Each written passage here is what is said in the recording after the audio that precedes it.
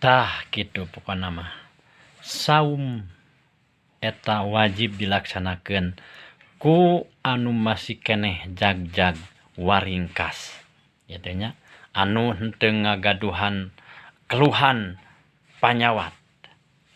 Nah, janten mangrupikeun kewajiban salaku umat muslim ngajalankeun ibadah saum.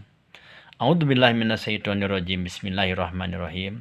Ya ayyuhalladzina amanu kutiba alaikumusiyam kama kutiba alal ladzina min qablikum la'alakum tattaqun. Tah, janten diwajibkeun kedah berpuasa kanggo urang salaku umat muslim. Puasa oge diparentahkeun ti zaman saat acan urang oge parantos ngajalankeun ibadah saum gitu. Janten eta mangrupikeun kewajiban urang sadayana. Oge omat ulah wantun ngabatalkeun atanapi ngabocorkeun saum urang tanpa naon anu teu dimeunangkeun kitu nya ku agama. Tah kitu panginten.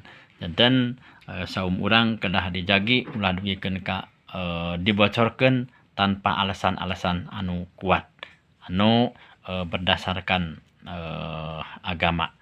Tah kitu pangintennya ti Abah janten wilujeng ngalaksanakeun ibadah saum.